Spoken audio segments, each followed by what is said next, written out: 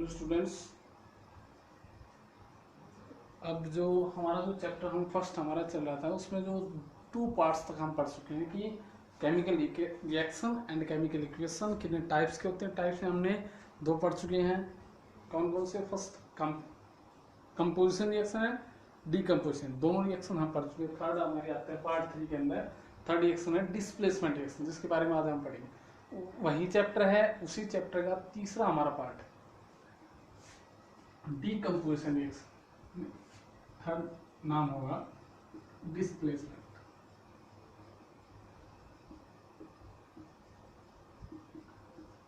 हमारे third type reaction इसको बोलते हैं डिस्प्लेसमेंट रिएक्शन। हिंदी में इसका नाम करेंगे हम विस्थापन, विस्थापन अभिक्रिया, डिस्प्लेसमेंट रिएक्शन। इसको हम डिफाइन कैसे करेंगे? What is displacement reaction? The reaction in which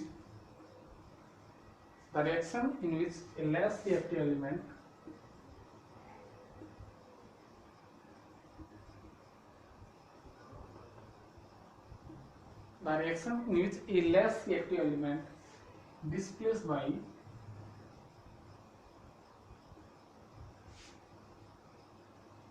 more reactive element.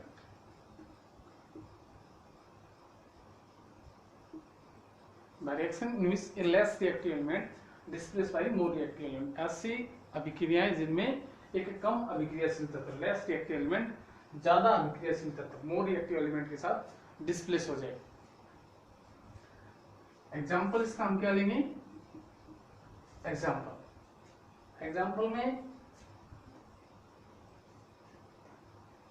में हम लेंगे आयरन और कॉपर सल्फेट का, iron plus copper sulphate, iron plus copper sulphate. ये इससे ज्यादा रिएक्टिव है तो क्या करेंगे? डिस्प्लेसमेंट यहाँ पे क्या होगा? ये इसके साथ यानी आयरन सल्फेट प्लस कॉपर है वो displacement. Iron plus copper sulphate plus क्या बनेगा? Ferrous sulphate plus copper. ये लेस रिएक्टिव, मोर रिएक्टिव के साथ डिस्प्लेस हो गया हमारा। ये हमारे थे डिस्प्लेसमेंट है। वो इसके एग्जांपल मुझ पे दे रखे हैं, कुछ एक्टिविटी है उसके बारे में मैं आपको बताऊंगा।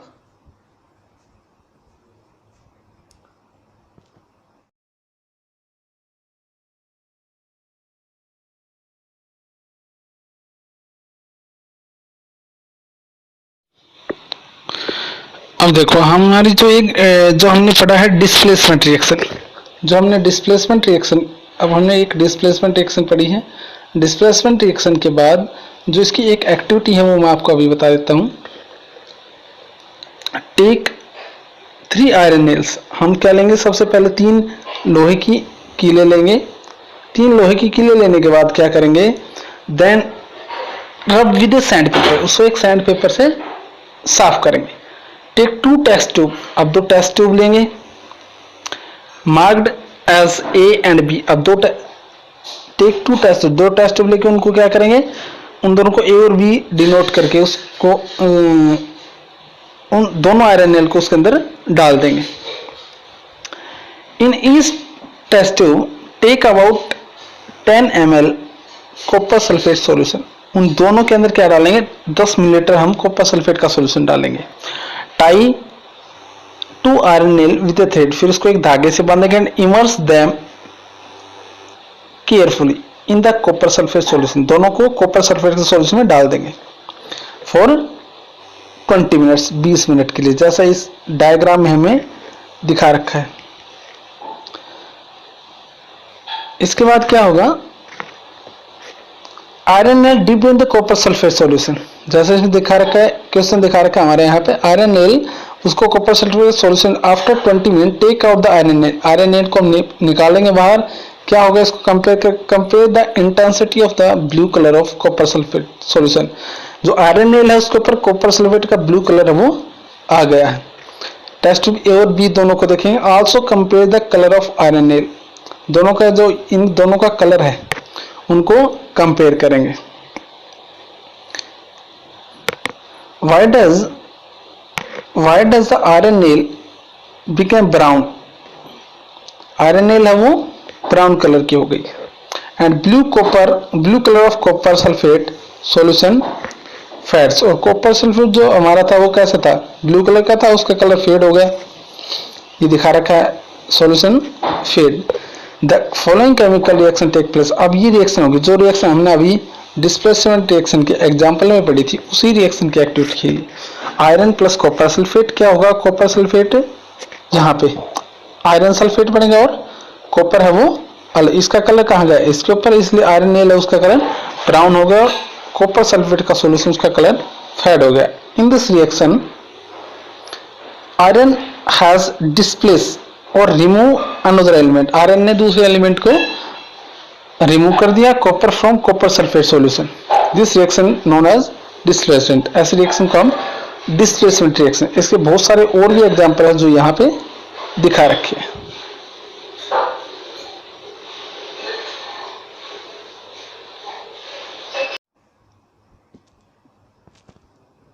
थर्ड हमारा था डिस्प्लेसमेंट रिएक्शन, जिसको हमने पढ़ लिया। अब फोर्थ पार्ट हमारा आता है double displacement.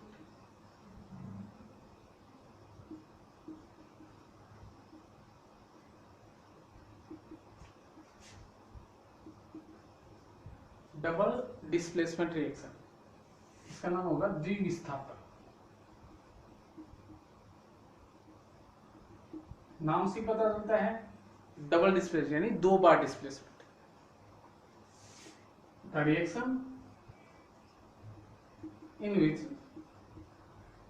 Exchange of ion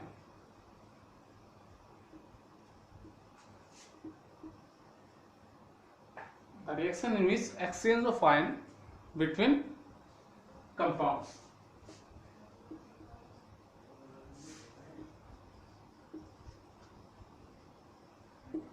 The reaction in which exchange of ion between compounds यानी ऐसी अभिक्रिया जिनमें आयनों का आदान प्रदान होता है कंपाउंड्स के बीच में, उसको हम बोलेंगे डबल डिस्प्लेसमेंट। एग्जांपल में हम लेंगे sodium sulphate, sodium sulphate plus barium chloride, sodium sulphate plus barium chloride. हमारे पास आगे क्या बनेगा, यहाँ पे barium sulphate plus sodium chloride. Sodium sulphate को हमने किसके साथ रिएक्ट करवाया, बेरियम क्लोराइड के साथ। बेरियम क्लोराइड आगे जाके हमने barium sulphate plus sodium chloride.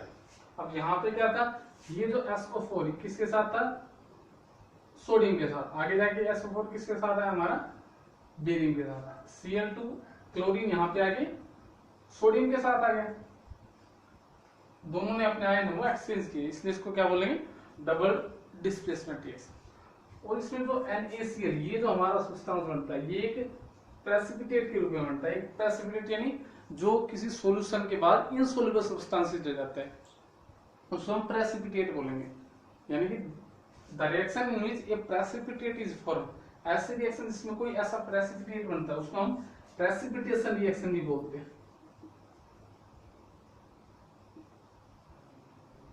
ऐसी विक्रियाएं जिनमें एक प्रेसिपिटेट, एक अनसॉल्युबल सब्सटेंस बचता है, उसको हम प्रेसिपिटेट बोलते हैं, प्रेसिपिटेशन रिएक्शंस। इसके नेक्स्ट बात आता है oxidation and reduction.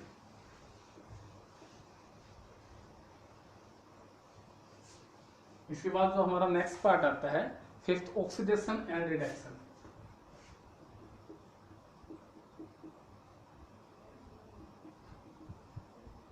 Oxidation and reduction. Oxidation का मतलब क्या होता है, एड ऑफ ऑक्सीजन यानी गेन ऑफ ऑक्सीजन और लॉस ऑफ हाइड्रोजन, यानी ऐसी रिएक्शन जिसमें ऑक्सीजन का गेन होगा और हाइड्रोजन का लॉस होगा, उसको हम बोलेंगे ऑक्सीडेशन रिएक्शन। और रिडक्शन इसका बिल्कुल अपोजिट होगा, gain of hydrogen and loss of oxygen. इसमें ऑक्सीजन का लॉस होगा, उसको हम क्या बोलेंगे, रिडक्शन। एग्जाम्पल अगर यहाँ पे ले तो ऑक्सीडेशन के अंदर H2 प्लस O2 हमारे पास क्या बनेगा H2। यहाँ पे क्या था, हाइड्रोजन अकेला था, इसके साथ यहाँ पे ऑक्सीजन गेन हुई, इसलिए इसको हम क्या बोलेंगे ऑक्सीडेशन रेट। और रिडक्शन क्या होगी, जिसमें gain of hydrogen, loss of oxygen, oxygen का लॉस कब होगा, जब कोई चीज डिकम्पोज होगी। जितने भी डिकम्पोजिशन रिएक्शंस हैं, थर्मल डिकम्पोजिशन, फोटोलाइटिक, इलेक्ट्रिक, वो सारे क्या है रिडक्शन। यानी इलेक्ट्रो, जैसे हमने H2 इसमें से इलेक्ट्रिसिटी, जब इलेक्ट्रिक करंट पास करेंगे तो इसको डिकम्पोज कर देंगे H2 प्लस O2, यहाँ पे क्या हुआ रिमूवल ऑफ ऑक्सीजन, तो ये क्या है डीकम्पोजिशन यानी रिडक्शन। इसके नेक्स्ट बार आता